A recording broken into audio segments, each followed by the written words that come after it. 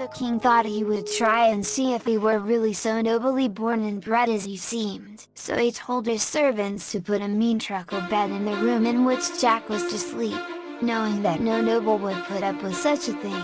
When Miss Puss saw this bed, she at once guessed what was up, and when Jack began to undress to get into bed, she made him stop, and called the attendants to say that he could not sleep in such a bed. So they took him into another bedroom, where there was a fine four-poster with a dais, and everything worthy of a noble to sleep upon. Then the king became sure that Jack was a real noble, and married him soon to his daughter the princess. After the wedding feast was over, the king told Jack that he and the queen and the princess would come with him to his castle of CATTENBOROUGH, and Jack did not know what to do, but Miss Puss told him it would be alright if he only didn't speak much while on the journey, and that suited Jack very well. So they have all set out in a carriage with 4 horses, and with the king's lifeguards riding around it, but Miss Puss ran on in front of the carriage, and when she came to a field where men were mowing down the hay, she pointed to the lifeguards riding along, and said, "Men, if you do not say that this field belongs to the Earl of CATTENBOROUGH, those soldiers will cut you to pieces with their swords." So when the carriage came along, the king called one of the men to the side of it and said,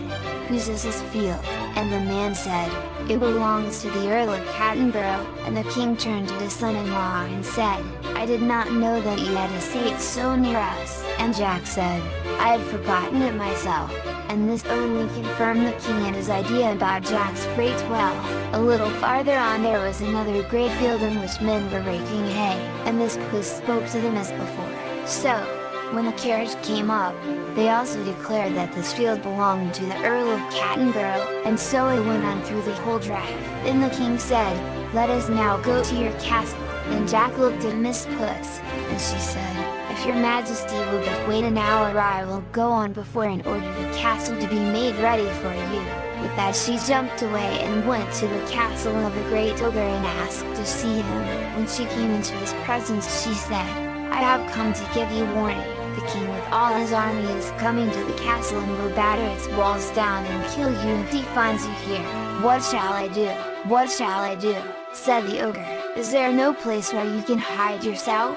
"I am too big to hide," said the ogre, "but my mother gave me a powder, and when I take that I can make myself as small as I like." "Well, why not take it now?" said the cat, and with that he took the powder and shrunk into a little body no bigger than a mouse, and thereupon Miss Puss jumped upon them and ate, the cat and the ogre, him all up, and then went down into the great yard of the castle and told the guards that it now belonged to her master the Earl of CATTENBOROUGh. Then she ordered them to open the gates and let in the king's carriage, which came along just then. The king was delighted to find what a fine castle his son-in-law possessed, and left his daughter the princess with him at the castle while he drove back to his own palace. And Jack and the princess lived happily in the castle.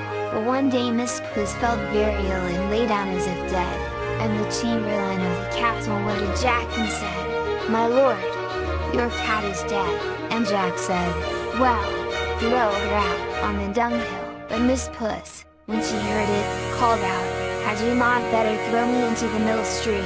And Jack remembered where he had come from and was frightened that the cat would say. So he ordered the physician of the castle to attend to her, and ever after gave her whatever she wanted. And when the king died, he succeeded him, and that was the end of the Earl of CATTENBOROUGh.